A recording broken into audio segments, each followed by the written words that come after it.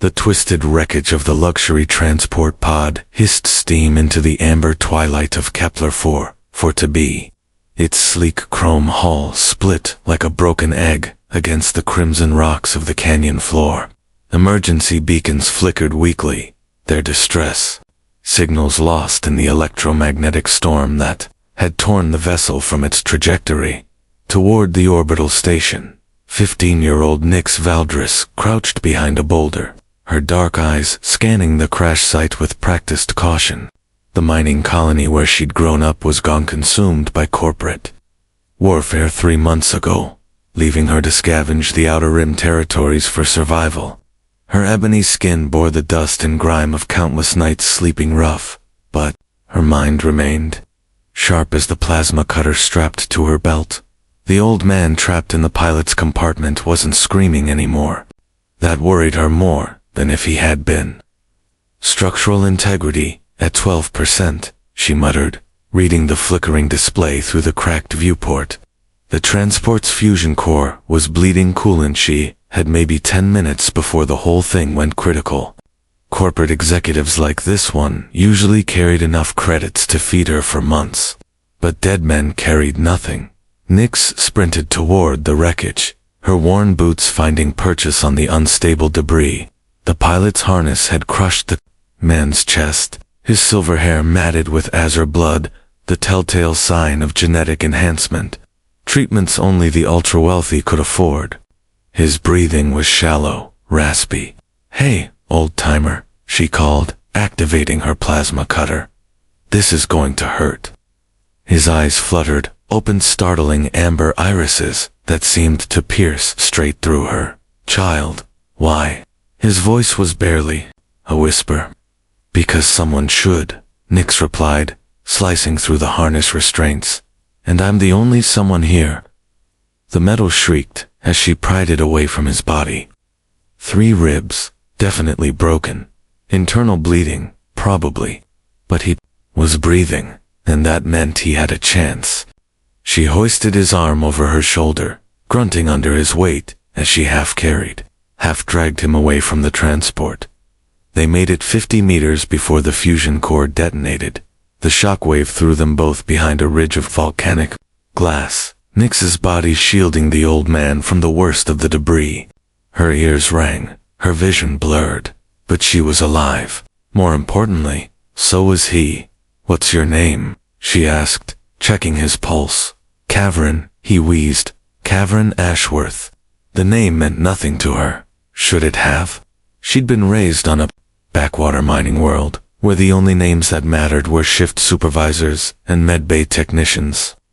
"Well, Cavern Ashworth, you're officially the luckiest man in 3-star systems." Nix pulled out her emergency medkit, its contents meager, but functional. That transport was worth more than my entire colony made in a decade. Cavern's amber eyes fixed on her face with startling intensity. "What colony?" "Valdris Station. Mining operation in the Kepler belt." She pressed a biofoam patch against his worst wound, was anyway. Corporate war took it out. Meridian Industries versus Stellar Dynamics. We were just ... in the way. Something changed in the old man's expression, a flicker of recognition, followed by what might have been regret. "I'm sorry for your loss." Nix shrugged, focusing on treating his injuries. Sympathy was a luxury she couldn't afford. Everyone's got a sob story out here.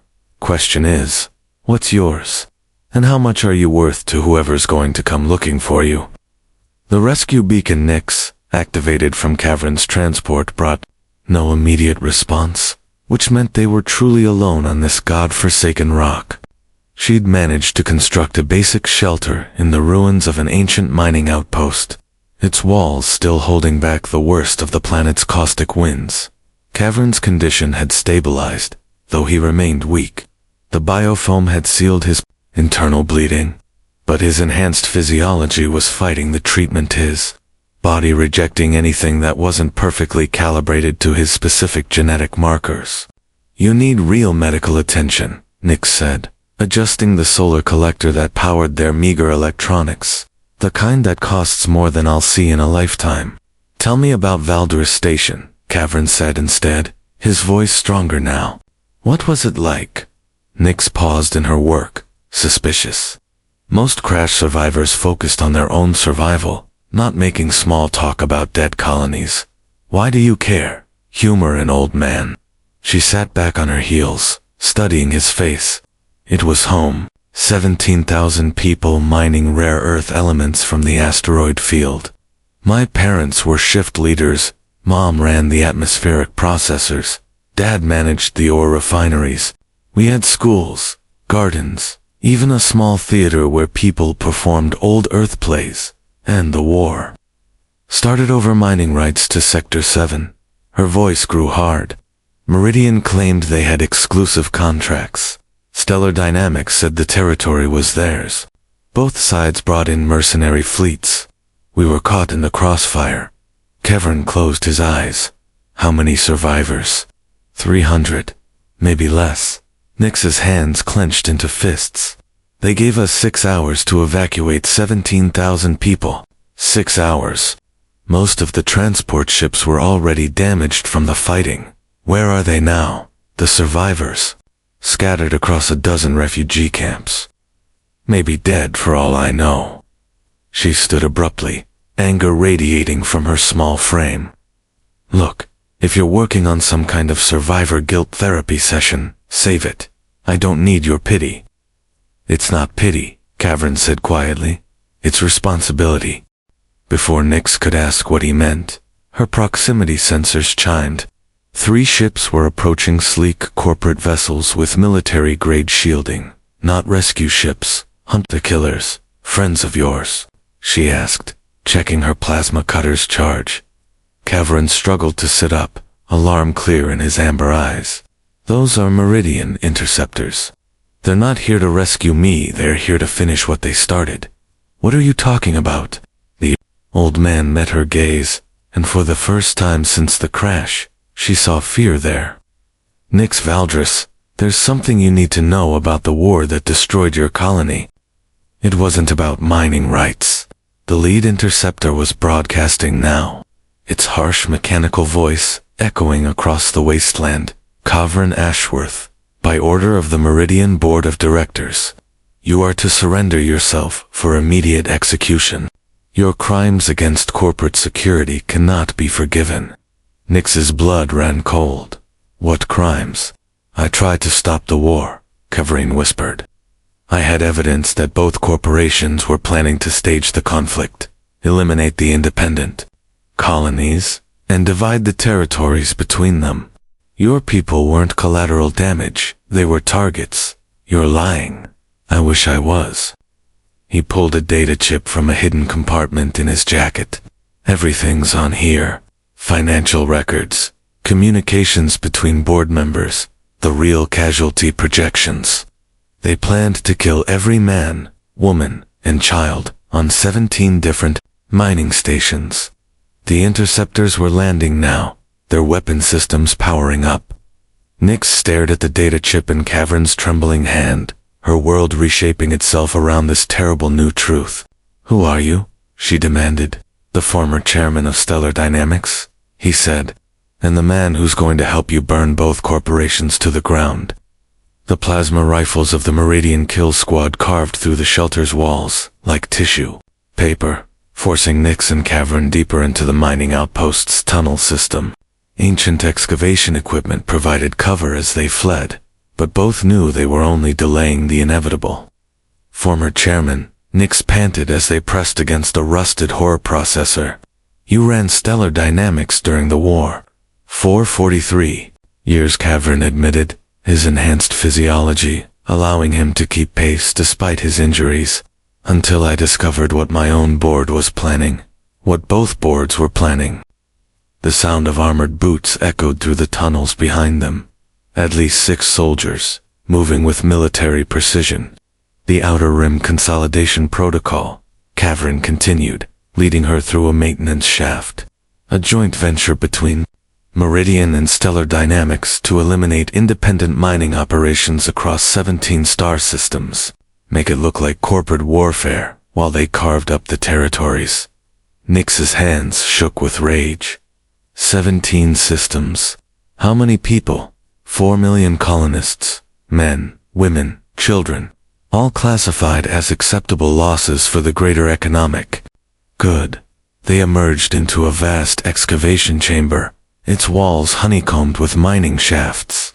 Emergency lighting cast eerie shadows across abandoned equipment.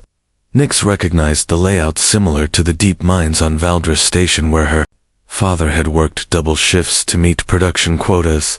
I tried to expose them, Kavrin said, checking the power cell on a discarded mining laser. Brought evidence to the Colonial Authority, the Trade Commission, even the Earth Senate. But both corporations had agents everywhere. The moment I went public, they branded me a traitor and issued execution orders. So you've been running for 3 months?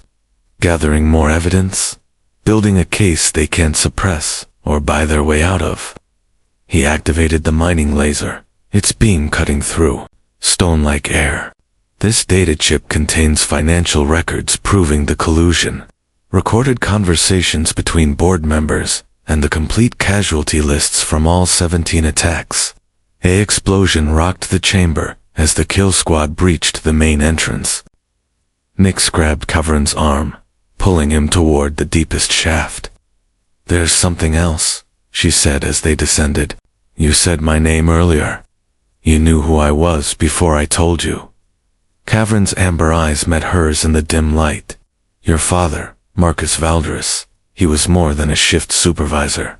He was my informant, inside the mining operations feeding me production. Data that proved the corporations were artificially inflating demand to justify territorial expansion. The revelation hit her like a physical blow. My father was working for you. He was working for justice. Marcus discovered discrepancies in the ore shipment manifests. Evidence that both corporations were stockpiling strategic materials while claiming shortages. He risked everything to get that information to me. They reached the bottom of the shaft, a natural cavern system that extended beyond the range of their lights. Behind them, the kill squad was getting closer.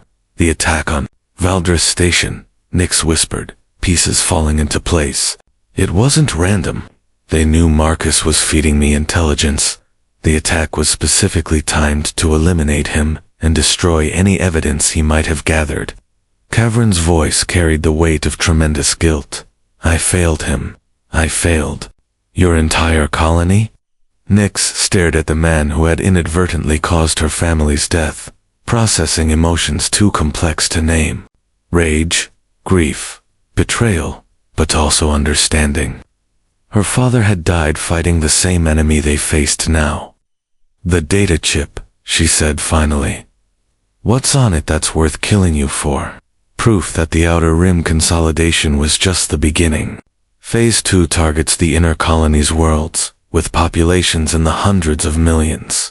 They're planning the largest corporate genocide in human history. The sound of approaching soldiers grew louder. Nix made her decision. Then we make sure they don't get the chance. She checked her plasma cutter. It's charged still, at 60%. But first, we need to survive the next 10 minutes. Child, I'm an old man with broken ribs. You should leave me and don't. Her voice cut through his protest like steel. My father died for this. My mother, my friends, my entire world. I'm not running from this fight. Kavrin nodded slowly, respect clear in his expression. Then we make our stand here, together. The kill squad's lights appeared at the shaft entrance above them, descending like deadly stars in the darkness. The first soldier rappelled into the cavern with military precision, thermal imaging sweeping the darkness for heat signatures. Nix held her breath behind a massive stalactite, her heart hammering against her ribs as Kavrin positioned himself. On the opposite side of the chamber, the plasma cutter in her hands felt inadequate against military-grade armor, but it was all she had.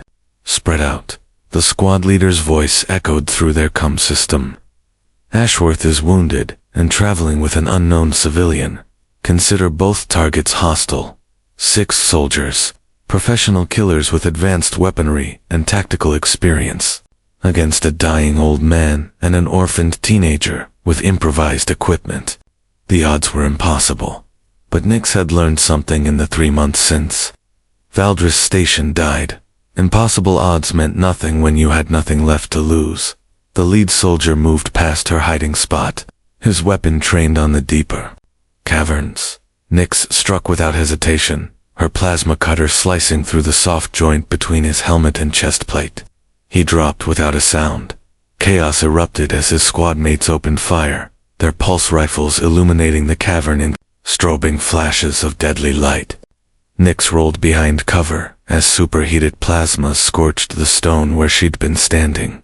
From across the chamber, Cavern's mining laser carved through the cavern wall, bringing down a section of ceiling that crushed 2 more soldiers. But the effort cost him. She could see him clutching his chest, his breathing labored. 3 down, she muttered, checking her cutter's charge. 30% remaining. The surviving soldiers had adapted quickly, using their superior numbers to pin her down while advancing on Cavern's position. Their leader, a augmented woman with cybernetic eyes, moved with inhuman speed and precision. Ashworth, the squad leader called out. Surrender the data, and we'll make your death quick. The girl, too. Counteroffer, Cavern replied, his voice carrying surprising strength. Go to hell. He triggered a controlled collapse of the mining equipment above their heads, sending tons of machinery crashing down. 1 soldier dove clear, but another disappeared beneath a massive ore processor with a sickening crunch. 2 left, but Nix's plasma cutter was nearly depleted, and Cavern was barely conscious. The squad leader emerged from cover, her cybernetic eyes glowing red in the darkness. Impressive, but ultimately futile. She raised her pulse rifle toward Cavern.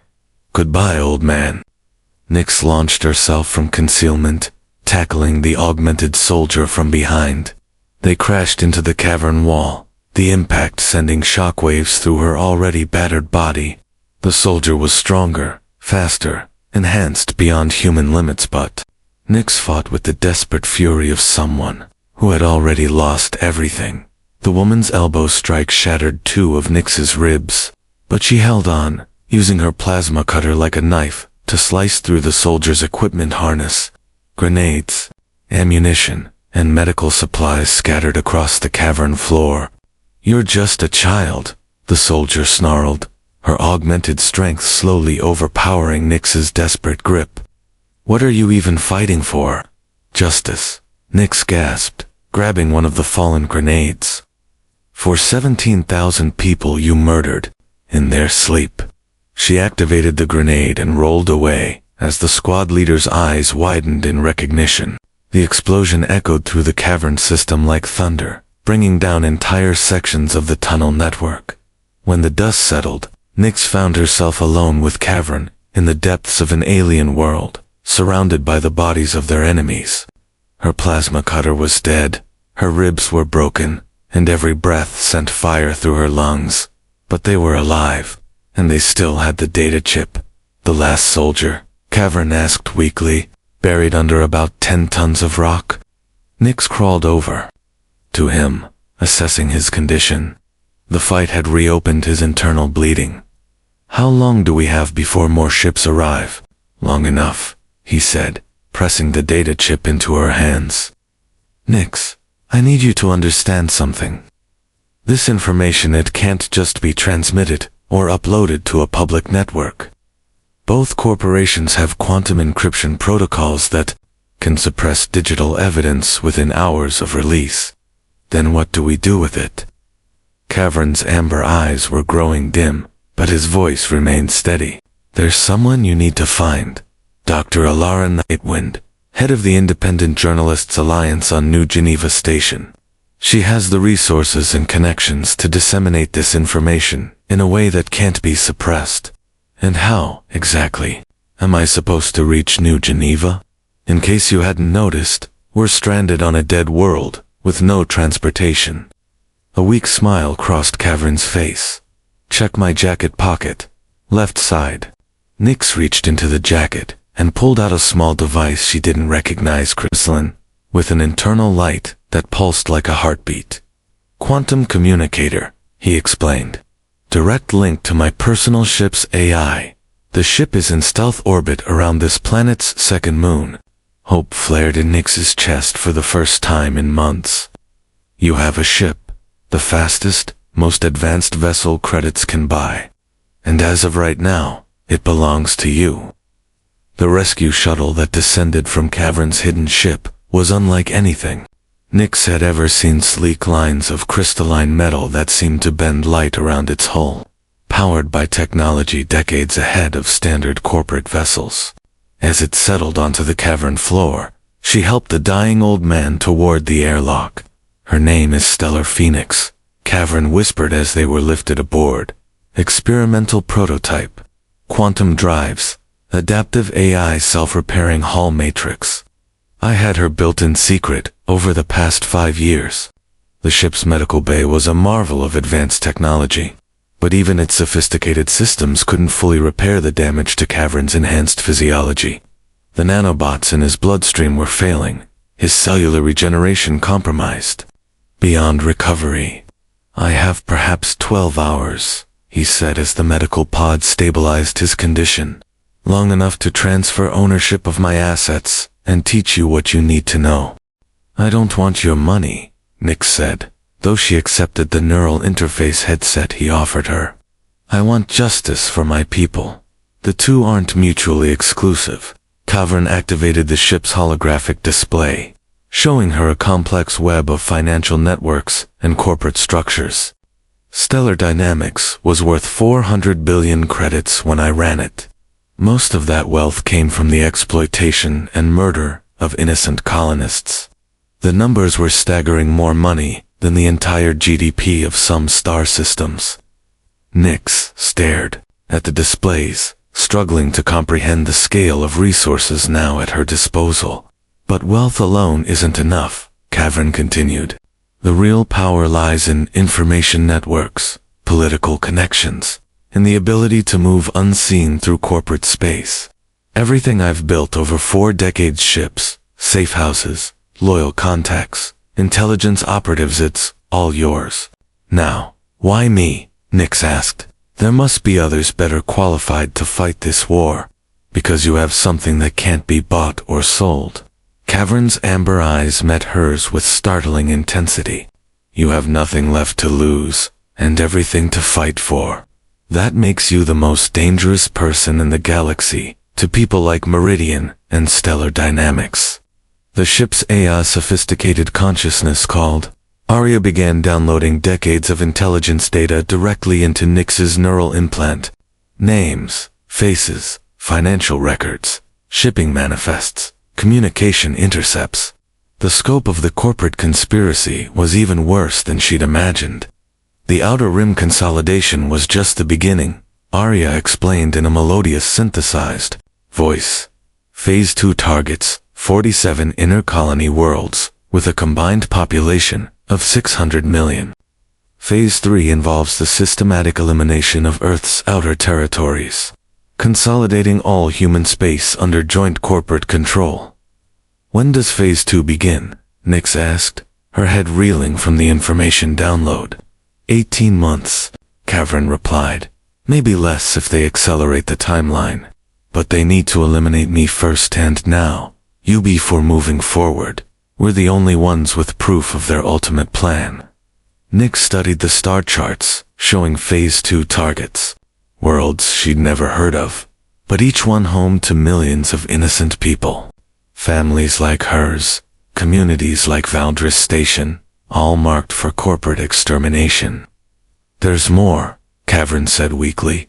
The attack on your colony 3 months ago wasn't just about eliminating your father's intelligence gathering. Valdris Station was a test case for a new weapon system. The holographic display shifted to show technical schematics Nix didn't fully understand. Some kind of orbital bombardment platform with capabilities far beyond conventional weapons. Quantum resonance disruptors, Arya explained. They destabilize matter at the molecular level, making it appear that targets were destroyed by conventional weapons while leaving no trace of the true cause.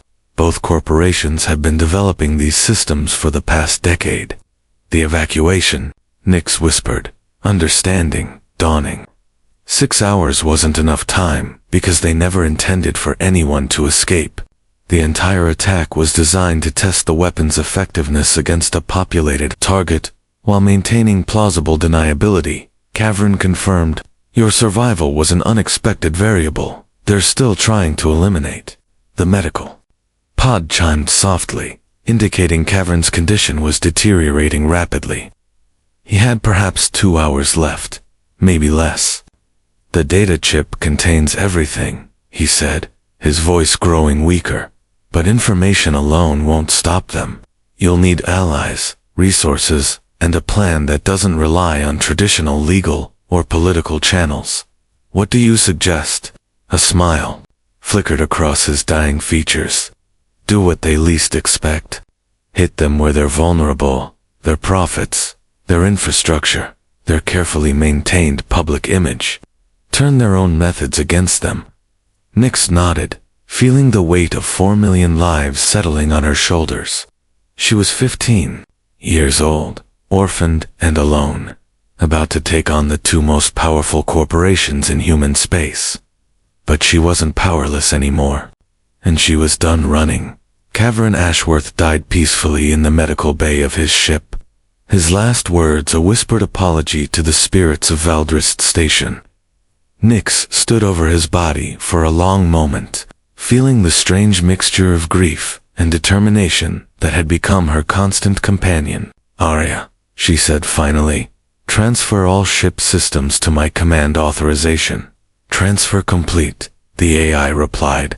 Welcome aboard, Nix Valdris. Where shall we begin? The journey to New Geneva Station took 6 days through hyperspace, during which Nix immersed herself in Cavern's intelligence networks. The scope of the conspiracy was staggering: corrupted officials, compromised journalists, entire planetary governments bought and paid for by corporate interests. But there were others, fighting back. Independent operators, underground networks, colonial resistance groups that had been dismissed as terrorists by corporate media. Cavern had been quietly funding many of them for years. Dr. Alara Nightwind proved to be everything Cavern had promised. A brilliant investigative journalist, with connections throughout the independent press networks. Her reaction to the data chip's contents was exactly what Nix had hoped for. This is it, Dr. Nightwind breathed, reviewing the evidence on her secure terminal. This is the smoking gun we've needed for decades. Proof of systematic genocide, market manipulation, political corruption on a scale that defies comprehension.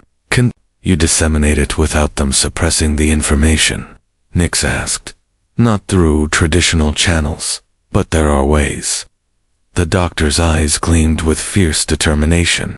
Quantum encrypted broadcasts to every independent news outlet, simultaneously. Delivered through untraceable relay networks. They can't suppress information if it's everywhere at once. The data release sent shockwaves through human space. Within hours, emergency sessions were called in the Earth's Senate and Colonial Authority. Stock prices for both corporations crashed as investors fled. Protests erupted on dozens of worlds as the true scope of the Outer Rim massacres became public knowledge. But corporations that wealthy didn't collapse overnight. They're accelerating Phase 2, Arya reported as they monitored emergency communications. Quantum resonance platforms are being deployed ahead of schedule. They intend to eliminate the Phase 2 targets before international authorities can intervene. Nix studied the tactical displays from her command chair aboard the Stellar Phoenix. 47 worlds, 600 million innocent lives, and she was the only one in position to stop it. How many corporate installations would we need to destroy to cripple their weapon systems? She asked. Unknown, but significant. The platforms are manufactured at 17 different facilities across 8 star systems, with primary coordination through the Joint Command Center on Kepler Station. Then that's where we start. The assault on Kepler Station became the stuff of legend. Single experimental ship against an entire corporate defense fleet. But the Phoenix had advantages its enemies couldn't match. quantum drives that allowed near-instantaneous position changes, adaptive hull plating that rendered most weapons ineffective, and an AI system decades ahead of anything in corporate arsenals. Nix's strategy was elegant in its simplicity. Rather than trying to destroy the heavily defended station, she used the ship's advanced systems to broadcast the complete corporate conspiracy files directly into the station's communication networks. Every screen, every terminal, every personal device suddenly displayed the evidence of planned genocide. The psychological impact was immediate. Corporate security forces found themselves unable to fire on civilian vessels evacuating the system, as the truth of their employers' crimes became undeniable.